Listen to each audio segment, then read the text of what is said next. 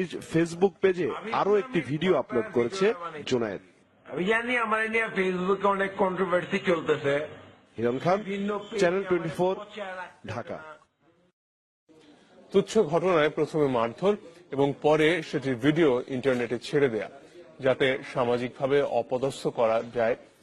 যদিও দুই কিশোরী সম্পর্কে বন্ধু, প্রিয় মানুষের এমন আচরণে মুষড়ে পড়েছে নির্যাতিত ওই কিশোর।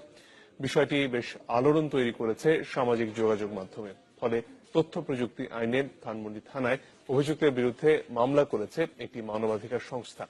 এ নিয়ে পুলিশ বলছে অভিযুক্তকে ধরতে চেষ্টা চালিয়ে যাচ্ছেন তারা। হিরণ খানের রিপোর্ট।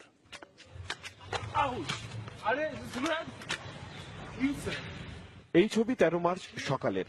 ব্যক্তিগত রেষারেষির জের ধরে রাজধানীর ধানমন্ডির 5 নম্বর রোডে বন্ধু নুরুল্লাহকে প্রকাশ্যে মারধর করে জুনায়েদ, যা ভিডিও করে ছেড়ে দেয় ইন্টারনেটে। এরই মধ্যে এটি ছড়িয়ে গেছে দেশ বিদেশে। এতে আরো দেখা যায় নুরুল্লাহকে মারধরের সময় সাদিয়া নামের একজন মেয়েকে নিয়ে বাজে মন্তব্য করে জুনায়েদ। এই ভিডিও দেখে তীব্র ক্ষোভ জানিয়েছে অসংখ্য ফেসবুক ব্যবহারকারী। ভিডিওটি আপলোড হবার পর মানসিকভাবে ভেঙে পড়েছে কিশোর নুরুল্লাহ।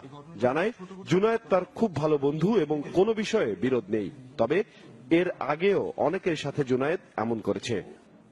এই জিনিসটা যেন আর কারোর সাথে না হয়, কারণ জুনায়েদ আগেও, যেটা আমি জানতে পেরেছি পরে, অনেক মেয়ের জীবন নষ্ট করছে, প্রুফও আছে এবং সামনে করবে। নুরুল্লাহ জানায় তার পরিবার ও আশপাশের মানুষ তাকে ভুল বুঝেছে। এই ভিডিওটা নিয়ে অনেক মিসআন্ডারস্ট্যান্ডিং ক্রিয়েট হয়েছে আমার উপর। দেয়ার আর ব্যাড ইমপ্রেশনস, যেটা কমপ্লিটলি আনট্রু। ওই মেয়েটার ব্যাপারে আমাকে আগে কিছু জিজ্ঞেস করছিল যে একটু পরিচয় করে দে। আই বলছি sorry, I can't do that. I can't do that because she's a friend of mine and she's committed to someone else and তোমরা চিনো না, জানো না, আমি এটা করতে পারবো না। এই ঘটনার পর নুরুল্লাহর পক্ষে একটি মানবাধিকার সংস্থা ধানমন্ডি থানার প্রযুক্তি আইনে মামলা করেছে। পুলিশ বলছে জুনায়েদ ও তার যে বন্ধু ভিডিওটি করেছে তাদেরকে দ্রুত গ্রেফতার করা হবে।